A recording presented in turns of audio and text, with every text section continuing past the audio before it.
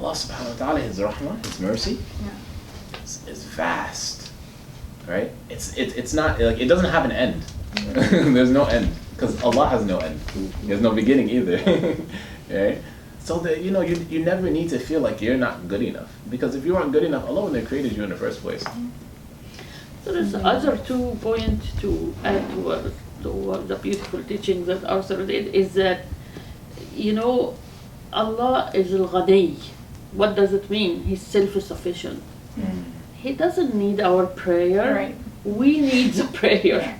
So it's almost this call of come to me, come for your own spiritual provision. So that is something with the shift, that I need the prayer. I'm not doing it because I'm afraid of something, but because I need to connect to Allah subhanahu wa ta'ala. So there is the 5 pillars, which is the outer actions. But those outer actions have to have inner meanings as well. For example, Shahada, yes, we believe in God, we believe here first, and we feel it. But there is also the Shahada that to witness. To witness means to see Allah by your heart, which means to see Him in all aspects of your life, to see Him the way you treat people, to see the ayat of Allah around you, to contemplate the universe around you. In this way, even relationship can become ibadah. Work can become ibadah. Cleaning, nazafa, ibadah. Everything in life can become ibadah if you're doing it conscious of Allah, witnessing Allah through it. So I'm treating this person because they are the creation of Allah, and Allah said to treat them in such and such way. I am cleaning, it is not that, it's a heavy burden. If you accompany it with that zikr, that witnessing, if you accompany it with that, it is like you and your beloved doing the work together. So if you bring that consciousness, and it is something we work on it, we fall heedless, we fall forgetful. That is the nature of it, because guess what? If, as they say, if your cup is full, or you claim your cup is full, you can't have any more gifts from Allah. But if you know your cup is still empty, it means you can receive something more from Allah. You can receive forgiveness. If you're perfect, how can you ever know Allah as the forgiver? You see why Allah honors the human being more than angels and shaitan? Why? Angels are perfect. They can never do mistakes. Shaitan, on the other hand, is in despair. And that's why the Quran tells us not to despair from Allah's mercy. Because those who despair are the rejectors, the kuffar, the rejecter of Allah. May Allah protect all of us. So we don't fall in despair, and we know we're not perfect either, like angels. But Allah, like, Karram Bani Adam means He dignified us and He honored us above angels. Why? Because we can know Him better than angels. Angels have lack of knowledge of Allah. And what that lack comes from? They don't know Allah as forgiver. They can't experience it. They can't experience that Allah can pardon. They can't experience some of the beautiful names of Allah. Al-Afu, Al-Ghaffar, Al-Ghafoor, Al-Rahim, Al-Rahman. They can't, because they don't do mistakes. But our mistakes are opportunity actually for us to experience the beauty of forgiveness. It's like when you love someone and then mistakenly you do something that hurts their feeling, and you come to Allah al-Masal al-A'la, yani, but that's an example. You come and you ask for forgiveness for them, and guess what? They forget about it. There is this sweetness. At that moment there is a sweetness because you have experienced what forgiveness is. Similarly, consider your relationship with Allah like that. Like, I know I can't be perfect. I'm always in need of His forgiveness. Even the Prophet ﷺ said, nobody will go to Jannah except by Allah's rahmah, by Allah's mercy. Right. People said, even you, Prophet of Allah ﷺ, he said, even me. أدعوه وأنتم موقنون بالإجابة. Like, ask Allah with certainty that he is capable of forgiving, he's capable of guiding you, he's capable of strengthening you, of transforming this, whatever shortcoming we have or mistake we done, he can transform it.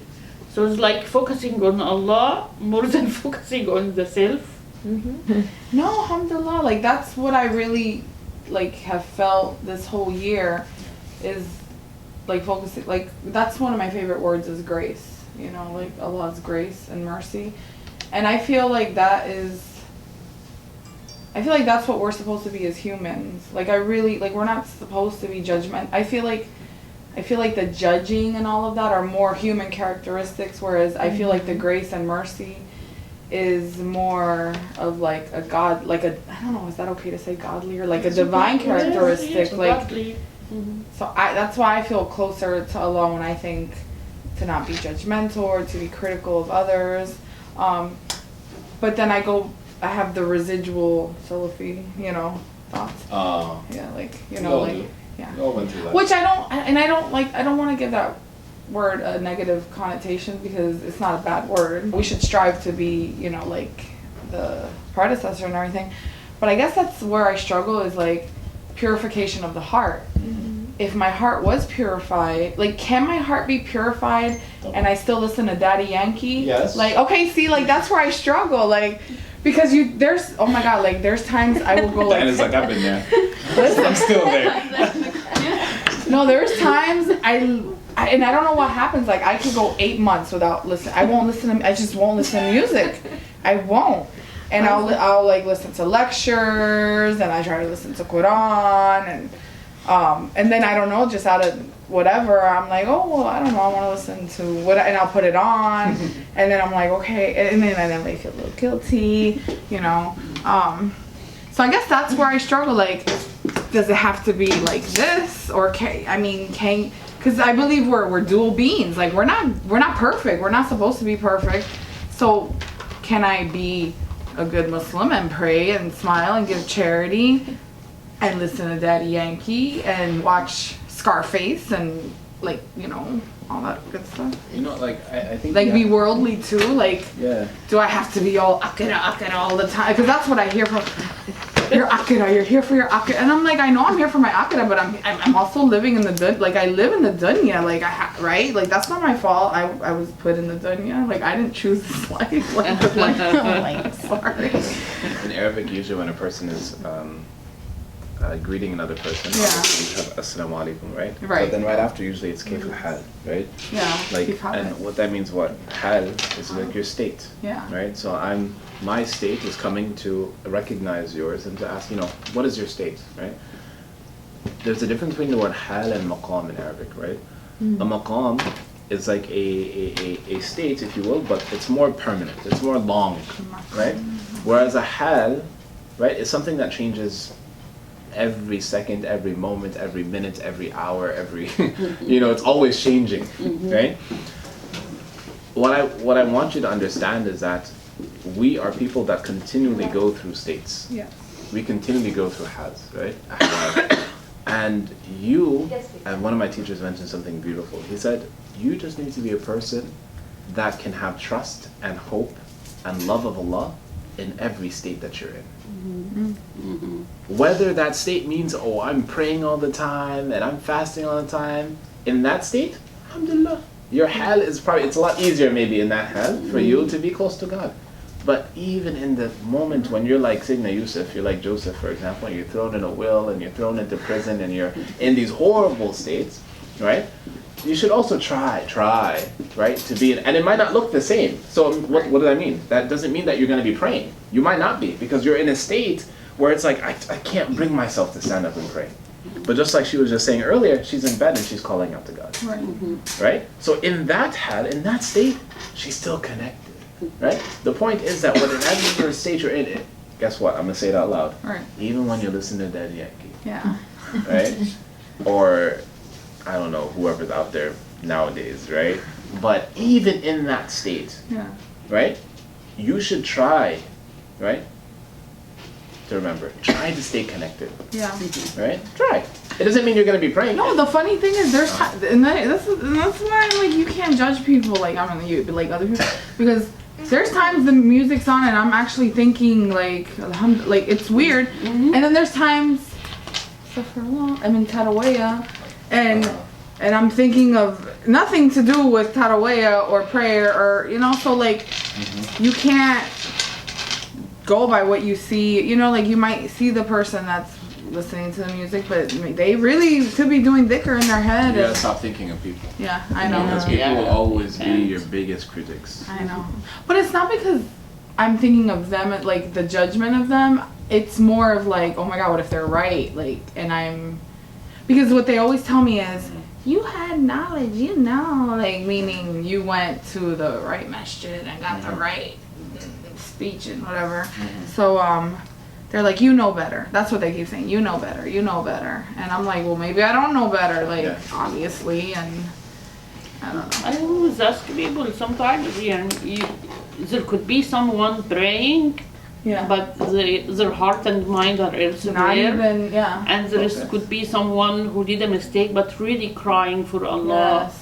On their knees or in the bed or what.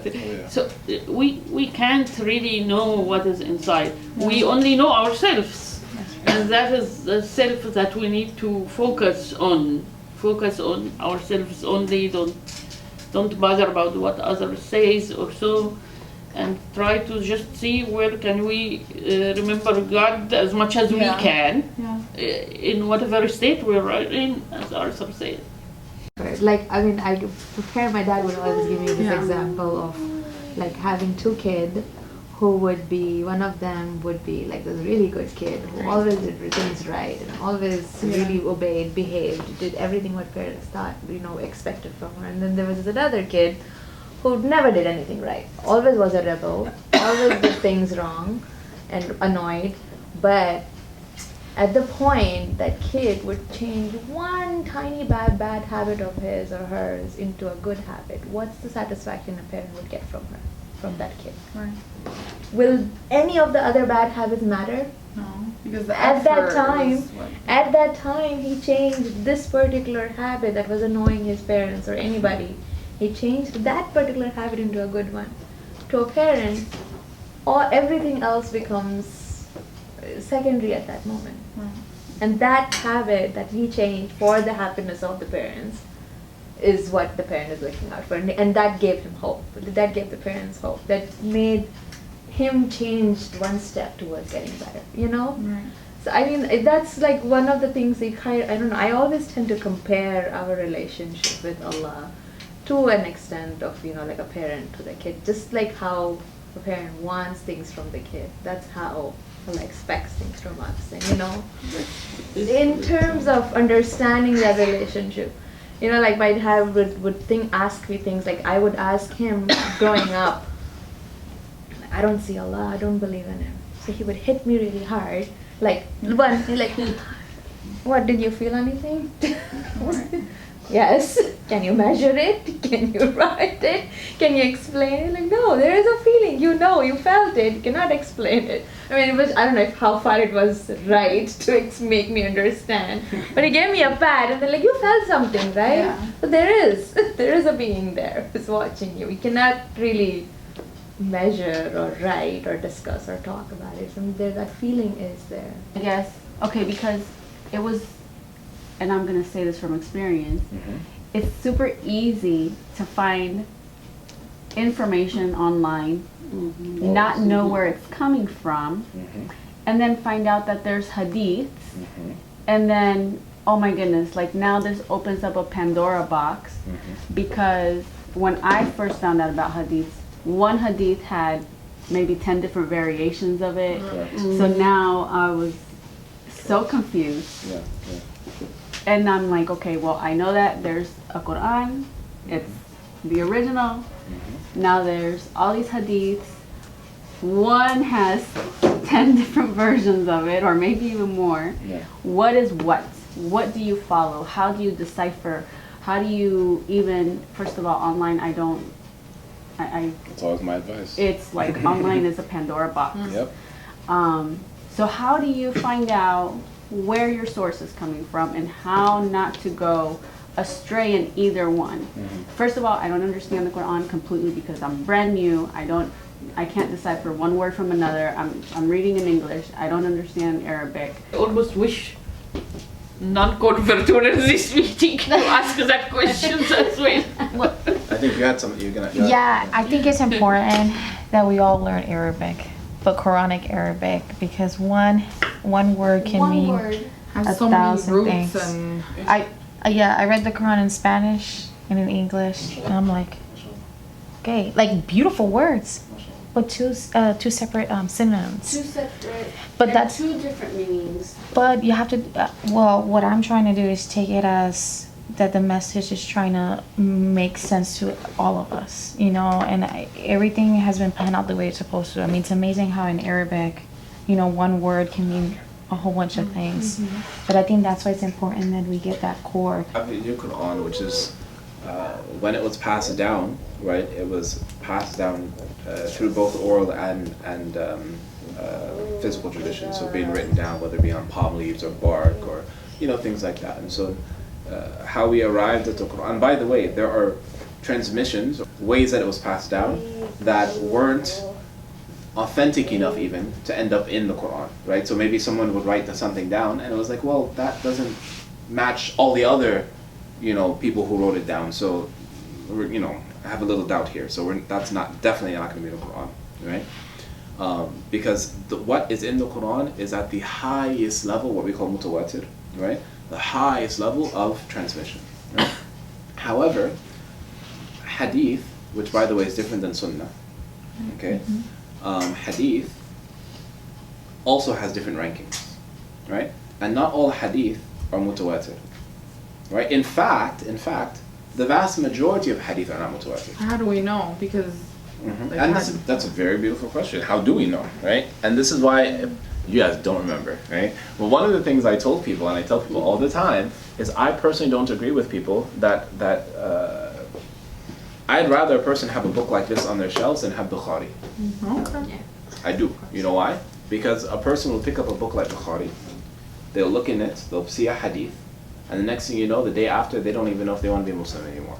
Yeah. Right? Because the reality is, and I'm being frank, I'm being very open and very straightforward because I'm a convert and I went through hell in the very beginning. Because, every day was scary sometimes when I would open certain books. Honestly. Yes, there is a Right? lot of stuff. No, it's There's a a lot of stuff miracle out I'm a there. Muslim because Right? I read some stuff and Of like course. about No- women. And I'm nonsense like, is Yeah, of course, Right. and exactly, and that's the thing where, unfortunately, right? These, not this, but let's say I had Bukhari in front of me. For example, method. That's right. Bukhari's not a book to teach people. Bukhari is like an encyclopedia. That's how you have to think of these books. Supposed to be They're scholarly, encyclopedias. like- It's not even. Don't even think scholars will use it. Yes. Yeah. Right. But the point is, it's an encyclopedia. Do you pick up an encyclopedia and just read it? Oh, A, like B. No, you don't. Right? You pick it up when you're trying to find certain things, right? Specific words, specific sentences. Okay. Where did this come from? That, and then you utilize that, right? That information to do something else with it. Yeah. But you don't take that information and that's it. And that's one of the biggest problems with hadith, right? Especially with certain movements that you mentioned, right? Where everyone's like Quran and Sunnah, Quran and Sunnah, Quran and Sunnah. Okay, we all want Quran and Sunnah.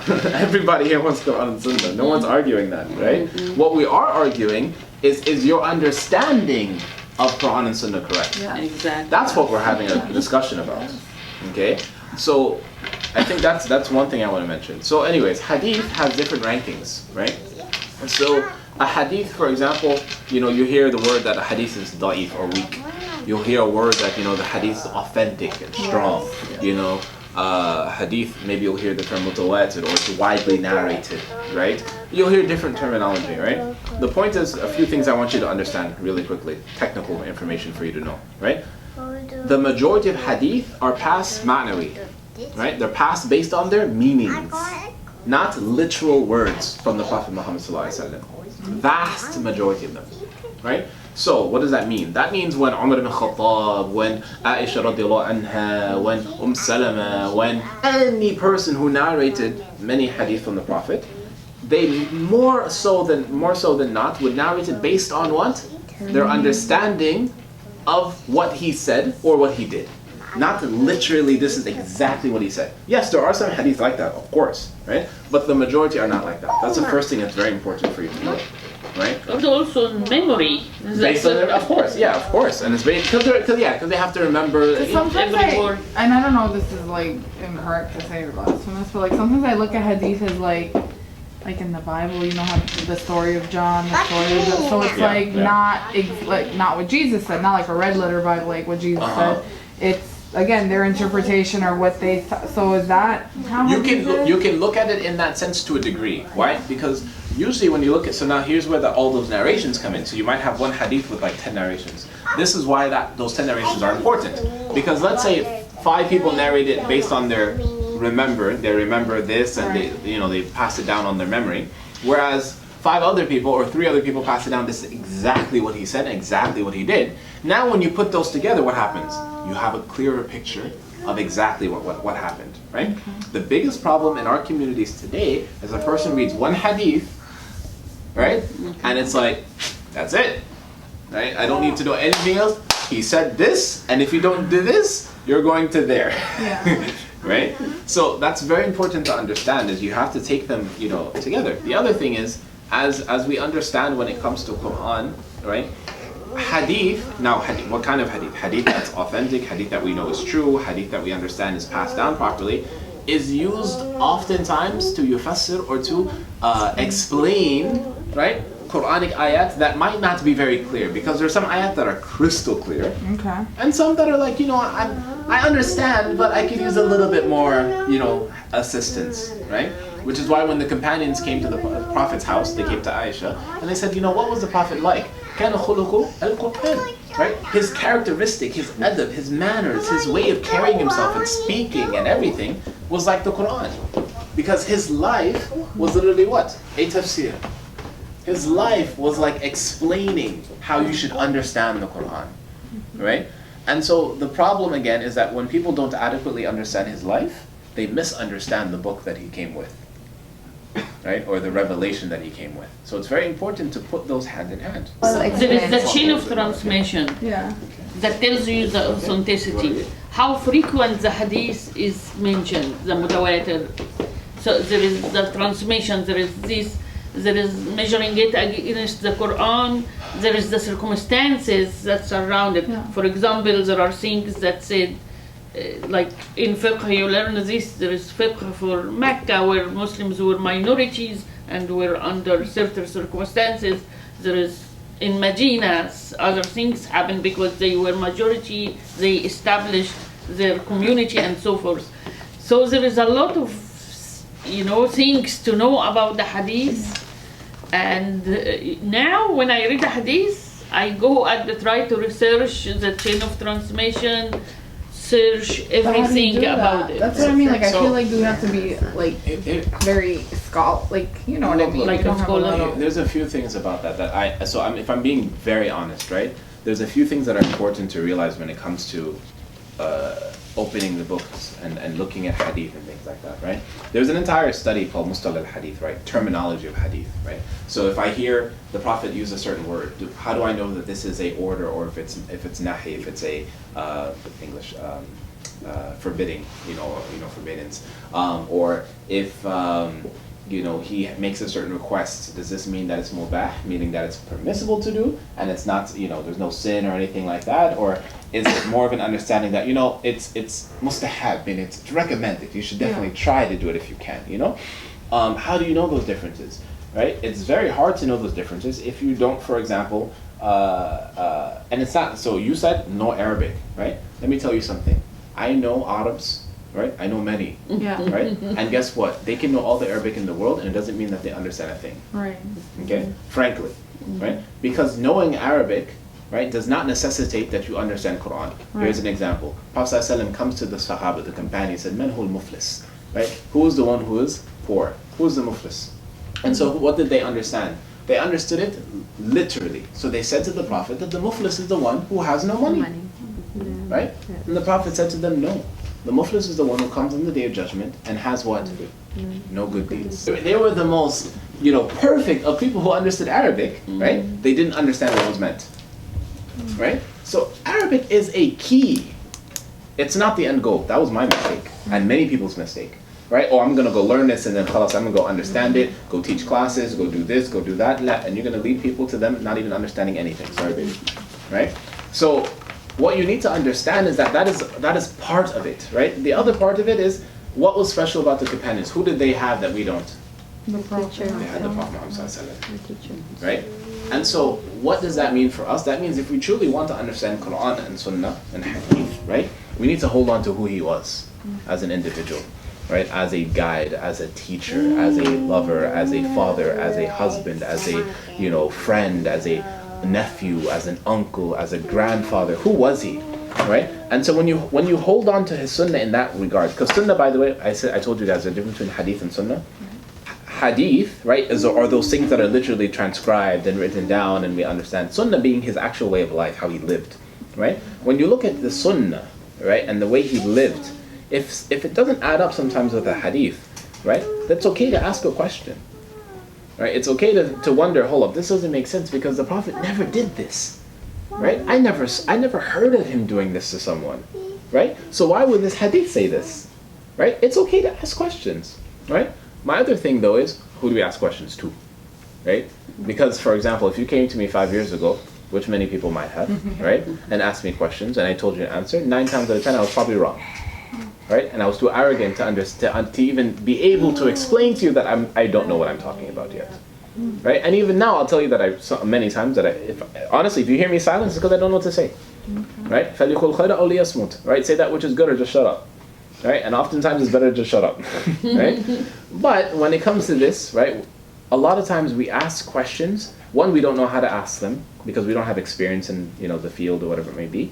And two, we're not dealing with people who are humble enough to tell us that they don't know. I'm not sure. Let me take the time to really, really look into it, right? Let me take the time to really reflect. Let me take the time to really ask Allah subhanahu wa ta'ala to guide me to an answer, right? So that I truly understand what I'm going to come back and to tell you. Right? If you see a person who's just like quick to answer, right? Just go in a different direction. Presentation, like a really easy one, nothing too deep. But like for example, you have hadith, right? So hadith, you can break it down into authentic and unauthentic, right? Very simply, basic. An authentic hadith will usually either be strong, and guess what I wrote here? What did I write? Weak. It says weak, right? A lot of people think this should go where? Unauthentic, right? And that shows that there's an understanding. They don't actually properly understand hadith. Why? Because a hadith can be weak and still be authentic, right? However, for example, a lot of people like to read Surah Yasin, for example, as an example, right? The hadith of Surah Yasin, right, is technically a weak hadith, right? Technically it's a weak hadith. However, we all do it. I do it. Right? I read Surah Yasin whenever I can because it's the heart of the Quran. Right? Why do I read it if I know it's a weak hadith? Okay. When we think of weak hadith, this is why. We think of this. There's a difference between something that's fabricated and something that's a lie and a weak hadith. A fabricated or a lie, an outright lie in a hadith, we don't take from that at all. Right? It's called a rejected hadith. We don't even take it. Right? But a hadith that's weak might actually be authentic. We're not sure, like, maybe this person narrated, maybe he had memory problems a little bit, and, maybe this woman who narrated, like, maybe she had traveled, and so we're not sure if she actually met, a certain person to narrate it to, but it could still be, what? Authentic, so we don't throw it away, right? That's what big problem for a lot of people, right? A big problem. Now, when we look at the Quran, this stuff, we don't even have a discussion. Right? We don't even have a discussion here, right? That's not even a discussion when it comes to the Quran, right? Because the Quran is widely narrated. It's authentic. We know it's authentic. We know we have no problem there, right? So we're not going to use these type of hadith to have a conversation about an ayah in the Quran. Like if we look at an ayah in the Quran and it says this, and then we're like, oh, let's go find a hadith to see if we can explain a little bit more. We're not going to go to a fabricated hadith or a hadith that we know is a lie, marfu'. Like we're not going to go to it, right? What we will go to our strong hadith, maybe some weak hadith, and we'll see like, okay, well, does the Quran support this? Or does it not support it? Well, I don't know, what's something you might have heard? Like a hadith you might have heard that's like, oh God, just one. Don't give me 100. There's a hadith I heard that if Allah, I don't know if it's Allah or if Allah were to tell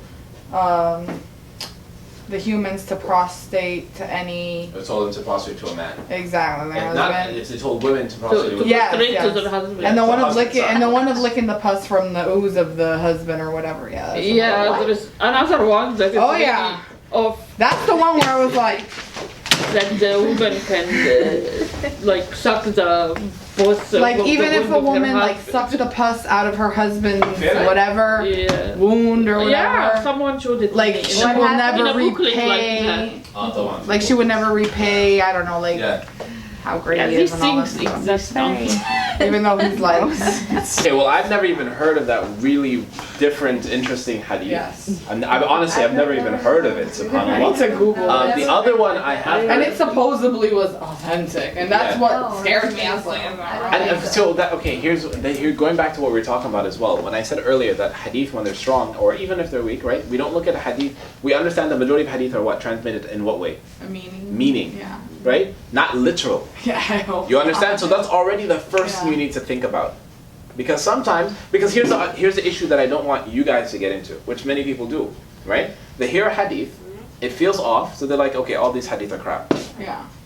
right? That's something I wouldn't want you guys to get into. Rather, I want you guys to think inquisitively and intellectually and say, okay, this is the hadith, but hold on, maybe the meaning is what we're misunderstanding here. Yeah. Yes. Instead of saying that all of this is just crap and it's just garbage, because it's happening, right? It happened to me in the past, right? I'm sure it happens to people that we know, right? So when you look at the hadith now, the first thing that should go through your mind, okay, it's authentic. Okay, that doesn't necessarily mean what? That it's literal. Right. Because the vast majority of them are what? Passed down? What? In terms of their meaning, Based on their meaning. right? So we can understand that hadith in various ways now. Having this book being Muslim, and I know Arthur had mentioned about the hadith book, the 40 hadith, if you really have to get into the hadith part of it. Start your steps there, then rather than I think getting into encyclopedia. I mean, he could maybe recommend some books and how to really go forward. There's one individual I want to share with you guys. Her name is Tamara Gray. Daybreak Press. Dr. or Sheikha Tamara Gray. She's based in How Minnesota. can you spell Tamara? Tamara,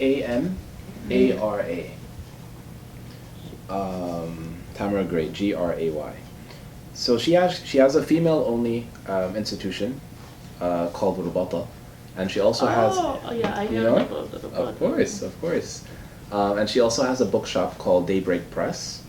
And if you go on Daybreak Press, you can look through not just Islamic, well, all of it's Islamic, even the children's books that are cute and fun. But what I mean is that she publishes books that are all from women, by the way. They're all women published, all of them, written, edited, and everything by women.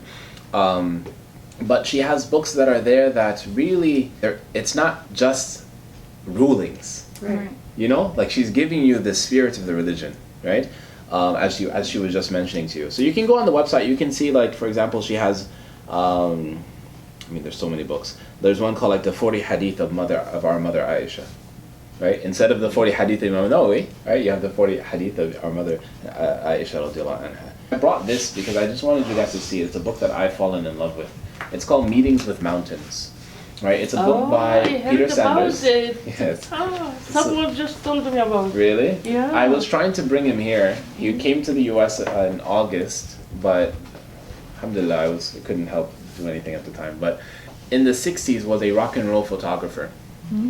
And decided to leave it all and to go to India to find something. He needed a spiritual guide. He needed something to help him. And in India, if you guys know, India is one of the countries that has almost every religion being practiced in that country and in the continent. And so he went there and saw so much beauty and so much differences.